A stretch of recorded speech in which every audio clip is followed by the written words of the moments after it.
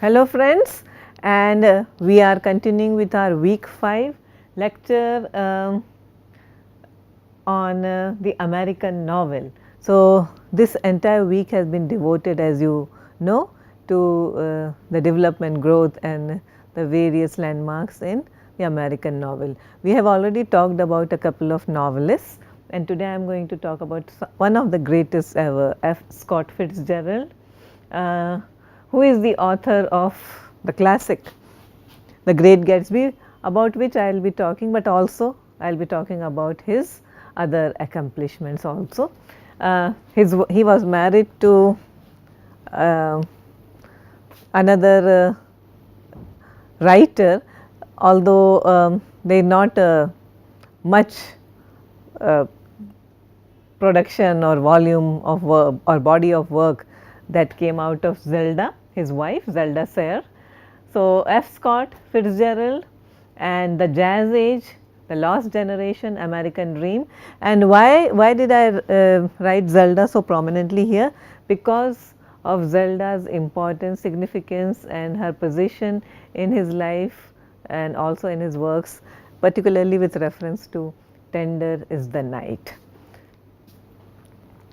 Now, there is a famous exchange between F. Scott Fitzgerald and Hemingway, Ernest Hemingway, who both these men, the great writers, they had met in Paris just after the First World War, and they were called collectively, I mean not collectively, but along with other writers, group of writers.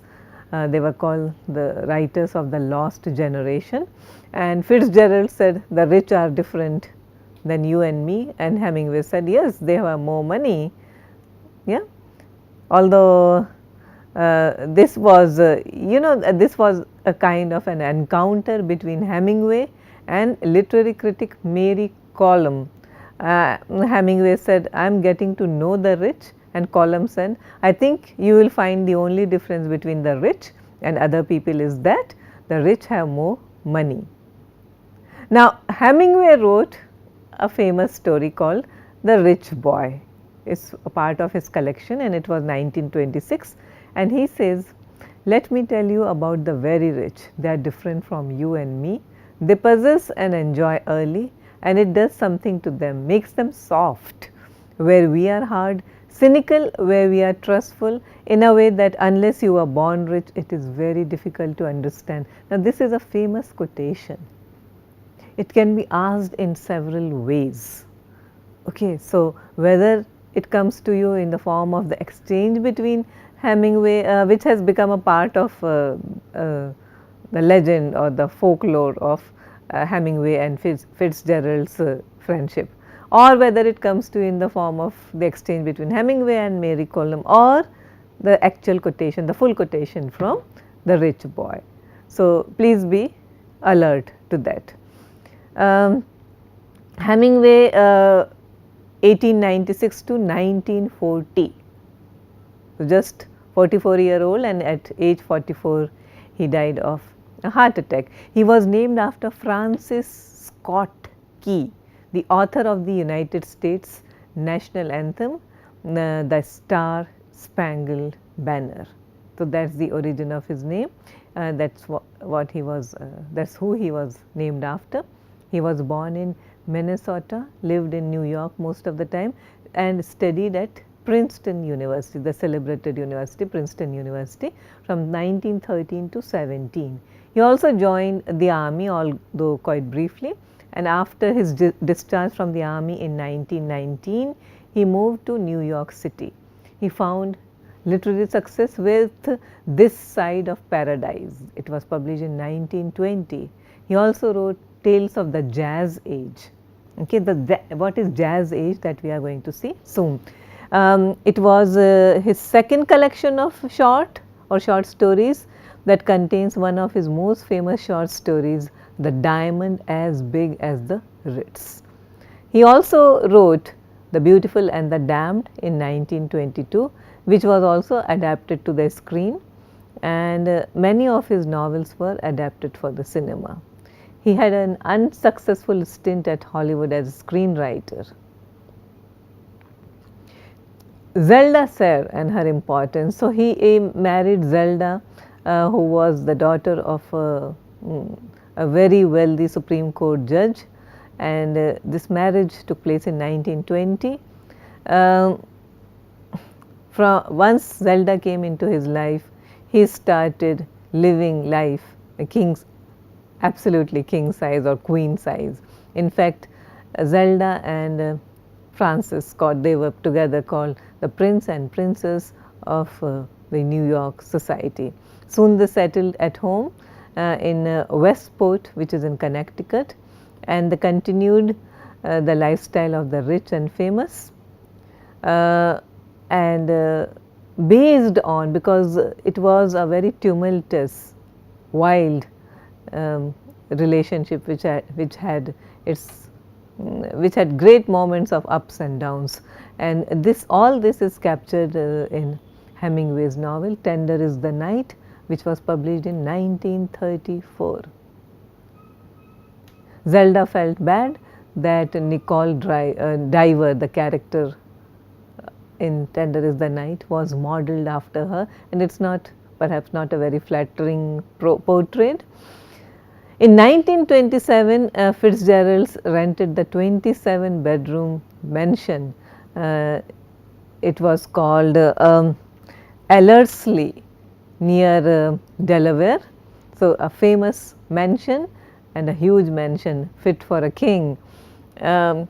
Still, he had to work hard to live up to this princely lifestyle. He was increasingly turning to alcohol and sometimes also becoming quite abusive. Zelda was impulsive, and she would often embarrass herself as well as Fitzgerald in front of friends and also strangers.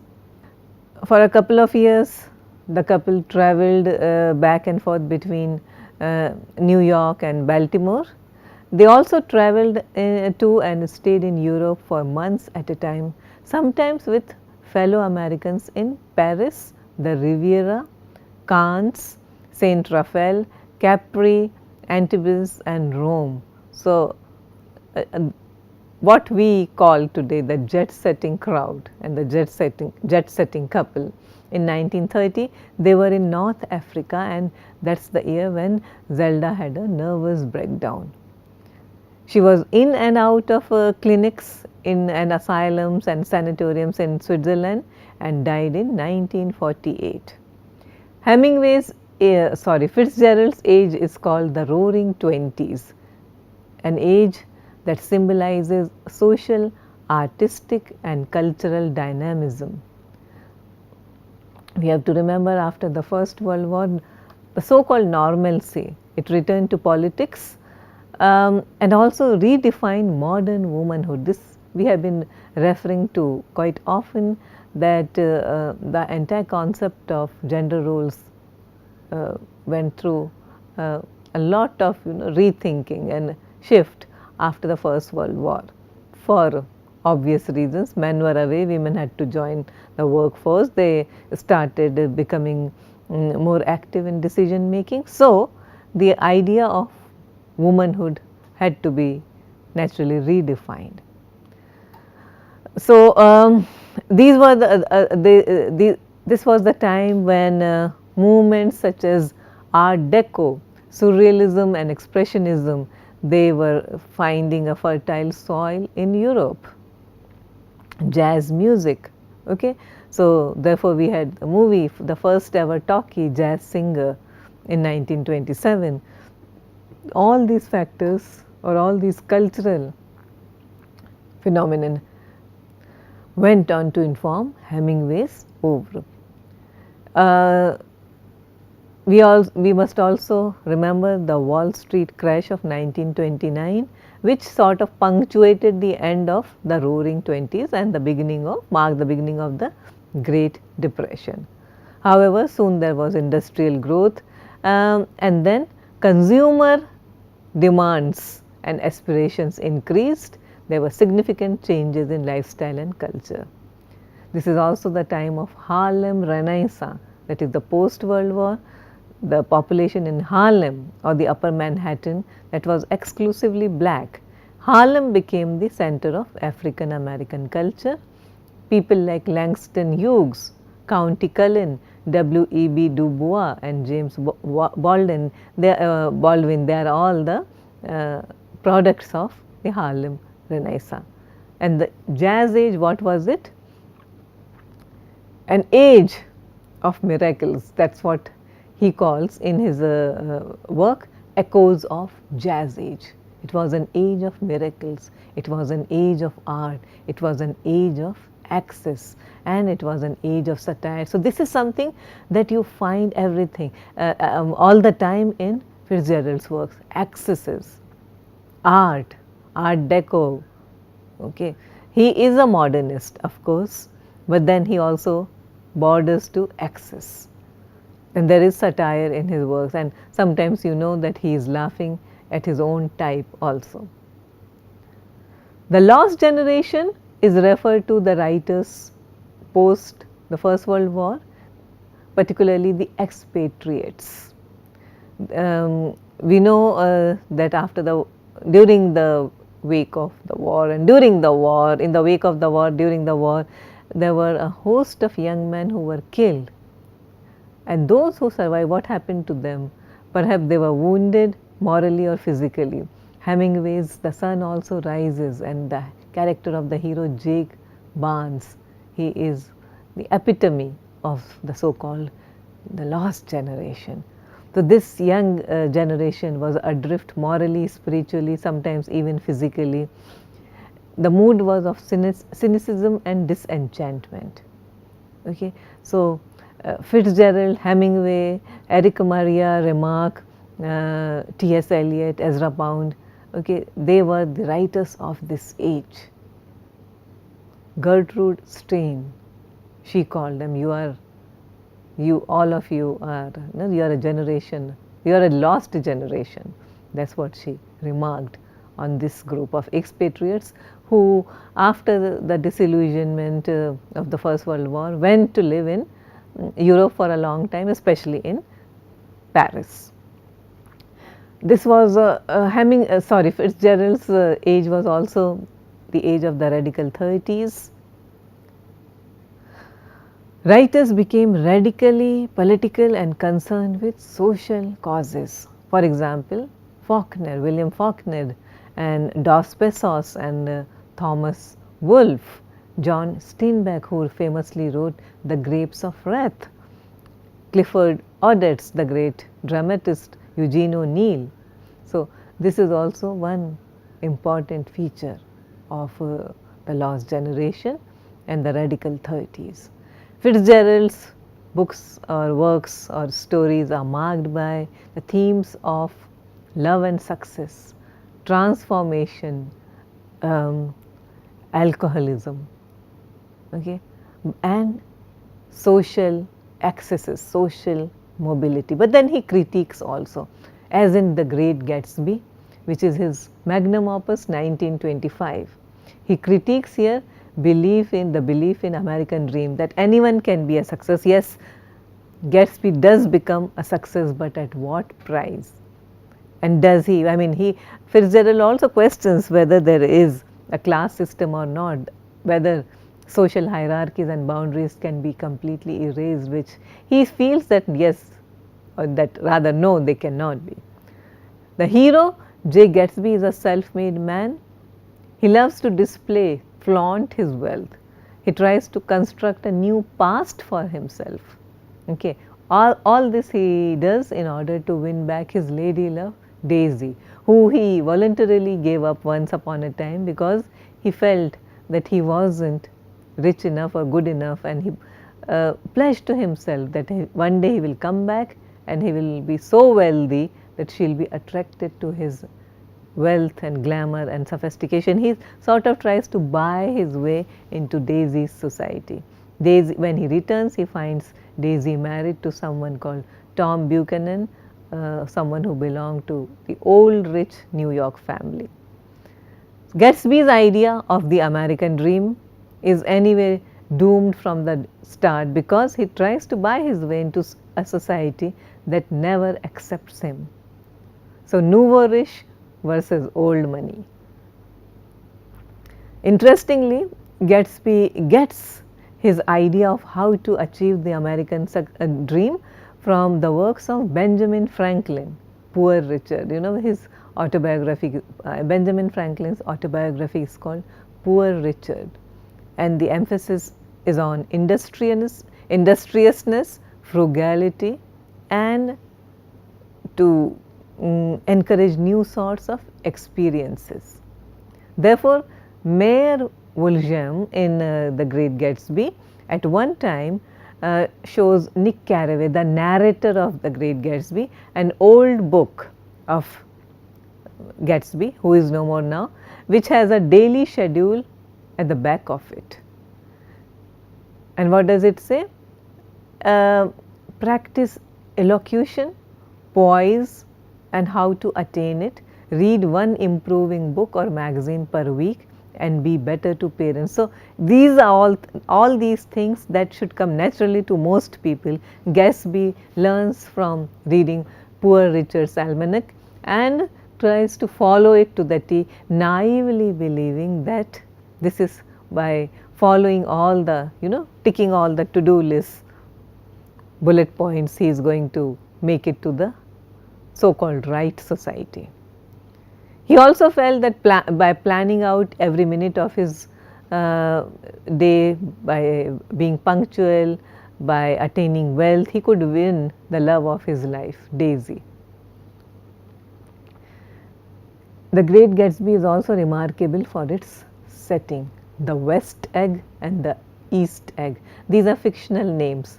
However, the Great Neck in New York is thinly disguised as West Egg.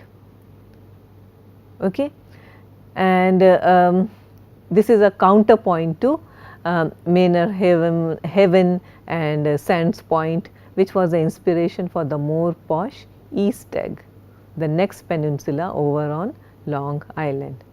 Great Neck symbolized the decadence of the Roaring Twenties as it extended out from New York City into the then remote suburbs. The West Egg, in contrast, attracts the nouveau riche.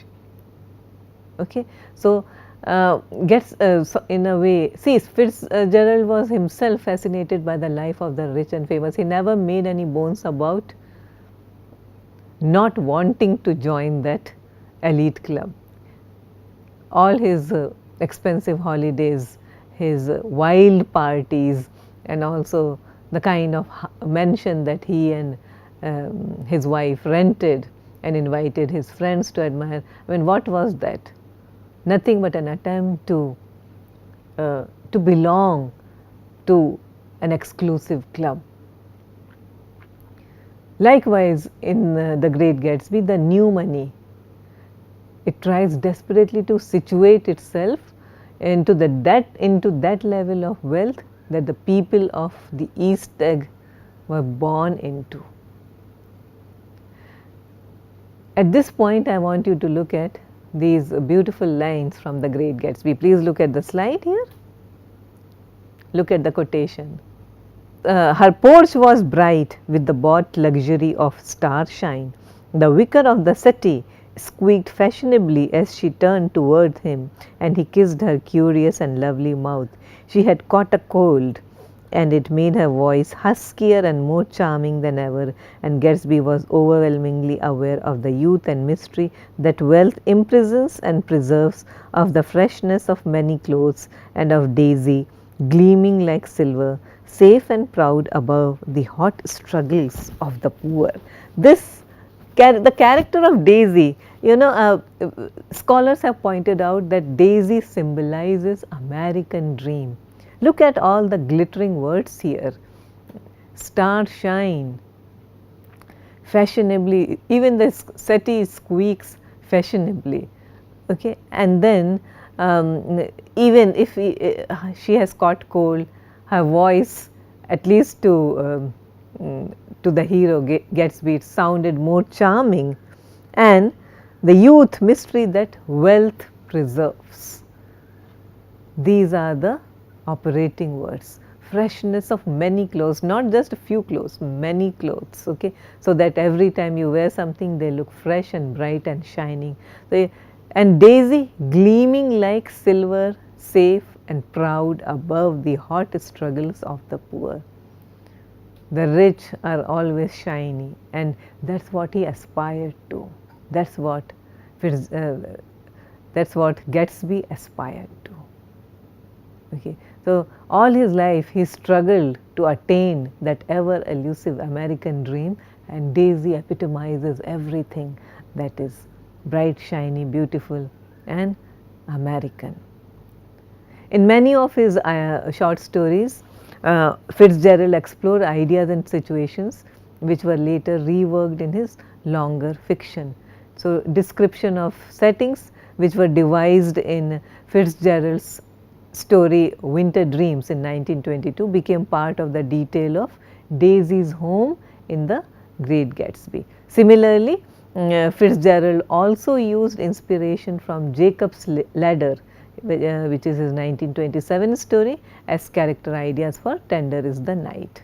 Now, Tender is the Night is a 1933 book, a novel, noted for its power and brilliance and elegance, but then many found it objectionable for the way he derived from his own life, own life and also Zelda's life, his and Zelda's life together. The story is set, after the onset of or following the onset of the Great Depression in 1929. Now, this is a time when Americans were not really interested in celebrating lives of the glamorous and the rich, because the Tender is the Night is all about the very wealthy Americans who live in Europe, especially in French Riviera. So, the book was criticized at the time of its publication, but today it is acknowledged as a classic. Even Hemingway, who was a great supporter of Fitzgerald, he criticized Fitzgerald for drawing his characters too much upon the templates of real people. Fitzgerald too acknowledged these problems along with some more serious problems, and often wishing that he could have altered the chronology of the book or had been able to rewrite the final section. We will be talking, or I will be showing passages from Tender is the Night, but before that I want you to look at this particular passage. This passage particularly interested me while I was going through the novel for the benefit of this course, is because of the literary device and compression of time. Look at the number of things that happen in this one single paragraph, and then you can't help but marvel at Fitzgerald's elegance of prose. So, look at the slide here. Dick is the hero, Nicole is the heroine, and Dick is sort of based on Fitzgerald himself, Nicole is based on Zelda. Dick opened an office in Buffalo, but evidently without success. Nicole did not find what the trouble was, but she heard a few months later that he was in a little town named Batavia, NY, practicing general medicine, and later that he was in Lockport doing the same thing. By accident she heard more about his life there than anywhere, that he bicycled a lot, was much admired by the ladies, and always had a big stack of papers on his desk that were known to be an important treatise on some medical subject, almost in process of completion. He was considered to have fine manners and once made a good speech at a public health meeting on the subject of drugs, but he became entangled with a girl who worked in a grocery store, and he was also involved in a lawsuit about some medical question. So, he left Lockport. Now, look at the way it is written in just a matter of fact way, nothing sentimental. Now, the idea is that the background is that Dick and Nicole, they have been divorced for quite a while, they have been separated or divorced, they have gone their separate ways. And then what happened to Dick as his descent into ignominy begins? From French Riviera being the toast of the town, now he, and once upon a time hailed as a brilliant doctor, now he has reached a point where he had to ultimately face a lawsuit about some medical question, and he has become like a rolling stone that gathers no more. So, he has been going from here to there without any success, much success personally or professionally. Okay. So, just a drifter, but without using the word drifter, Fitzgerald gives us the portrait of a man, okay, who is well past his greatness. Some of the works of Fitzgerald that you should know, at least the title: The Diamond as Big as the Ritz, a short story; Tender is the Night, The Great Gatsby, The Beautiful and Damned, The Last Tycoon, Tales of the Jazz Age, This Side of Paradise, The Crack Up. The Last Tycoon was never completed. Hemingway wanted to call it The Love of the Last Tycoon. Okay, his notes for the novel were edited by his friend Edmund Wilson, and it was published in 1941 as The Last Tycoon, but then it was not completely written by Fitzgerald. So, thank you very much, and we will be talking about more American greats in our next class.